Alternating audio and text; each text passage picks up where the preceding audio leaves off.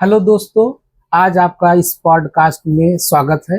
हमारे साथ इस पॉडकास्ट में जुड़ रहे हैं मिस्टर प्रभास शंकर मिश्रा जी, जो कि पूर्व जनरल सेक्रेटरी है हाई कोर्ट इलाहाबाद के। अभी आप प्रत्याशी भी हैं, बार एसोसिएशन के अध्यक्ष पद के प्रत्याशी हैं। सर, आपका इस पॉडकास्ट में बहुत बहुत स्वागत है। धन्यवाद।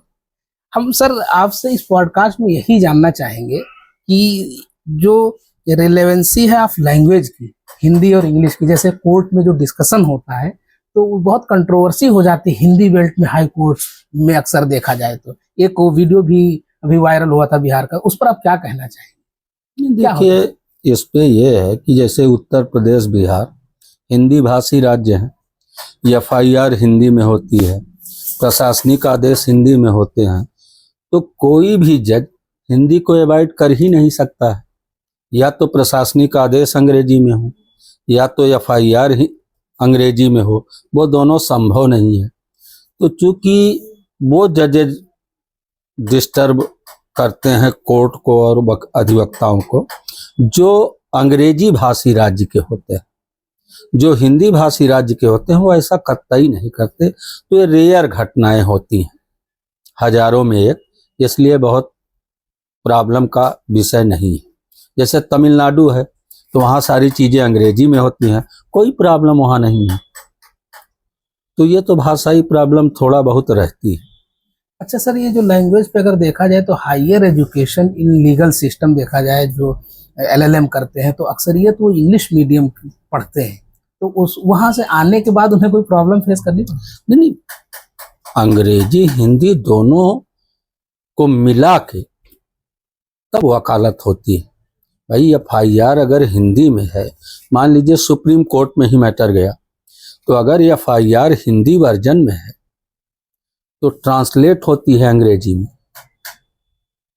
ऐसा तो है नहीं कि अंग्रेजी में एफआईआर थी, हिंदी में है तो ट्रांसलेट हुई। लेकिन जो हाई कोर्टों में है, जिस प्रदेश में जो हाई कोर्ट है, अब जैसे आंध्रा में हाई कोर्ट है, तमिलनाडु में है, केरला में, तो वहाँ जो वहाँ की भाषा है वो बोली जाती है, उसको कोर्ट को सुनना पड़ता है। इसलिए कि प्रशासनिक आदेश और क्रिमिनल क्षेत्र में जो भी एफआईआर वगैरह है उसी भाषा में होगी, तो आपको वो भाषा तो सुनना ही पड़ेगा, उससे आप कहाँ भाग पाएंगे।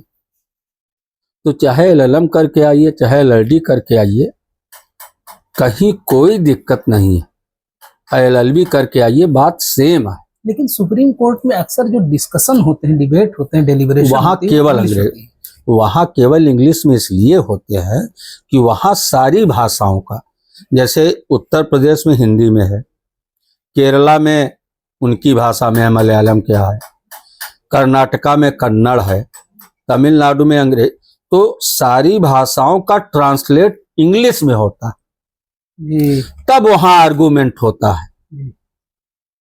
इसलिए सुप्रीम कोर्ट में केवल अंग्रेजी में।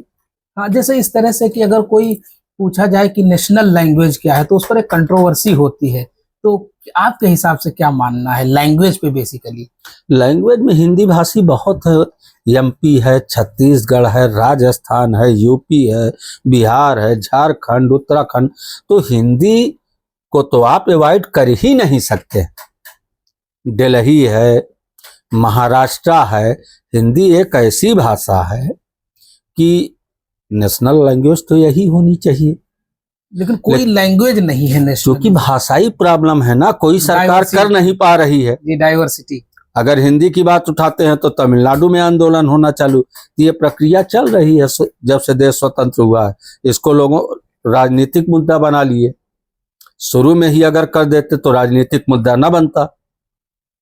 अभी वर्तमान गवर्नमेंट करेगी तो विपक्ष राजनीति करेगा, इसीलिए मैटर रुका हुआ है। लेकिन बहुतायत कार्य हिंदी में ही किए जाते हैं। हाई कोर्ट्स में भी, हाई कोर्ट, प्रदेश सरकार, सारे